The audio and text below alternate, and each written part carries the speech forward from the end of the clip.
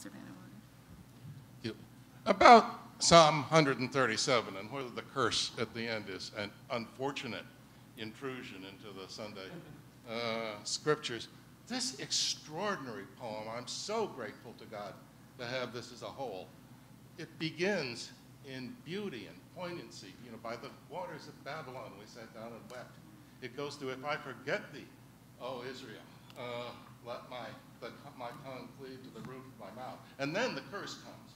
And the whole poem is a wonderful whole.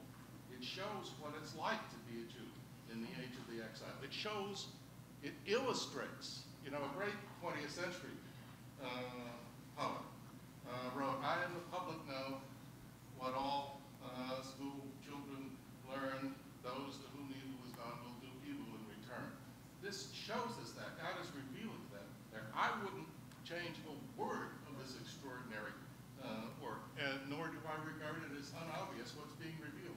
That's what's being revealed. Can you have any objection to this psalm at all?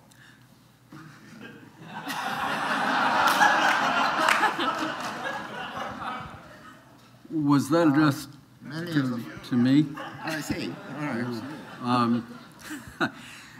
Interestingly, that's exactly what my Jewish wife said about the psalm.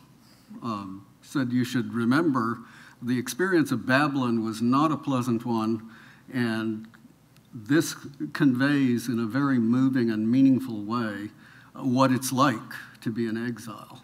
And read that way, I don't have such a big problem with it. It's perhaps you're right. By the waters of Babylon, we sat down and wept, sure. Missing home, sure. And it is a beautiful psalm. You're quite right about that. But when you focus on those two verses at the end, and you think about the killing of innocents, and you think about revenge and killing the innocents as a way of getting revenge, things don't seem so good anymore. For me, it's a kind of mixed picture. But I appreciate your way of reading it. We'll continue along the back row and go to Mike, and then it'll be Failson. I have a related questions for each of you. For Richard, Wes has twice now asked the question which, for my thinking about this issue, is probably the most important question to come out at the conference, namely, why should we think that God speaks through an author who seems to attribute genocidal commands to God, when we wouldn't even take seriously that possibility coming from someone today saying God has commanded me to do this, that, or the other thing? We wouldn't look for metaphorical meanings. We wouldn't look for anything. We would just say, you're crazy, and dismiss the person. For Wes, this also is sort of a broader kind of observation, and it relates to the question Peter asked. I noticed that a number of folks at this conference, namely the critics, seem to interpret things like those last couple of verses in Psalm 137 as if they're just uncontextualized blessings that have dropped out of the sky. But I wish this question were being asked by some of the biblical studies people in the audience. I don't know anybody, not even the most crazy fundamentalist conservatives who I've hung out with, who would think that about that psalm. They just wouldn't read it that way. It's not uncontextualized blessings. They would see it more in the way that Peter sees it, or they would just think, this is a place where the psalmist went off the rails, and that happens. What we have here is just, it's someone's lament. And that's all. It's not supposed to be a blessing on people who dash kids on the rocks. Nobody would take it that way. And so I wonder what kind of view of divine revelation lurks behind the idea that, well, yeah, this is how, if this is divine revelation, this is how these verses must be read. My answer to your question is because the church taught us that this is the case, that the Bible is an inspired work. And why should I believe the church? Well, because the church was founded by Jesus Christ. And why should I believe that? Well, because God put his signature on the teaching of Jesus Christ by the resurrection showing that this was by an act which he alone could do, which authenticated the teaching of Jesus by bringing to life the person who had been killed for doing that teaching and forwarding his work. I could add a lot of further details as to why I think Jesus was God incarnate, not merely because it was part of his teaching that he was, but because of other aspects of his teaching and so on. But I've written on this in here at some length. But the basic point is it's part of the church's teaching, and we have reason to believe the church's teaching.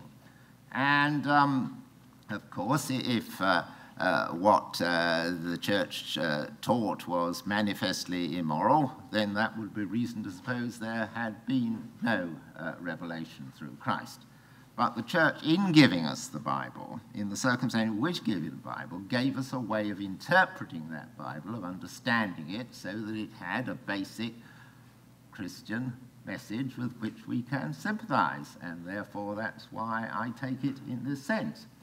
And its basic stance in the Old Testament of you should oppose evil, the evil of your own society, of neighboring societies, although it expresses that often in terms of killing people and so on, is not unnaturally transferred to a metaphor in terms of opposition to evil as such. And that's why I interpret it in this way.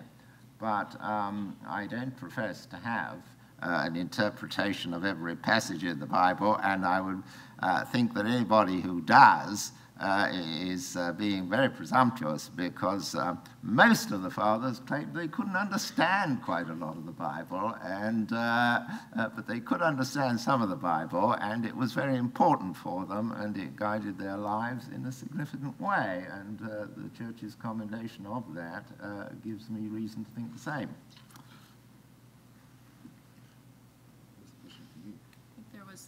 You snuck two in there, but you have a special place in this conference, so.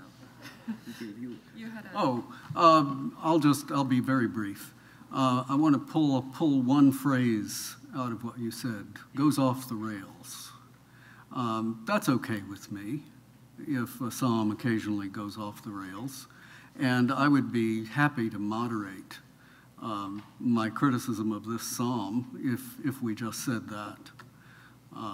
But I was being offered, a metaphorical interpretation of these verses. That's why I was talking specifically about them.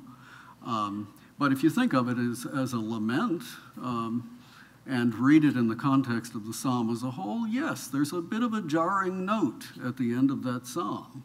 And it's a terrible mistake to just pluck those verses out and read them in isolation.